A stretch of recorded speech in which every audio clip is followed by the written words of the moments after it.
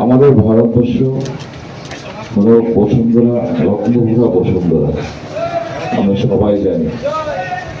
দীর্ঘ বছর ভারতের ইতিহাস, সেই ইতিহাসকে মোগল সাম্রাজ্য থেকে শুরু করে ইংরেজ আমাদের ভারতীয় ঐতিহ্য সংস্কৃতিকে নষ্ট করার চেষ্টা করেছে, এবং ওই ইংরেজদেরকে হটিয়ে আমাদের দেশের যারা বরেণ্যরা ছিল, যারা আমাদের স্বাধীনতা এনে দিয়েছে, তাদের প্রতি আমরা কৃতজ্ঞতা জানাই।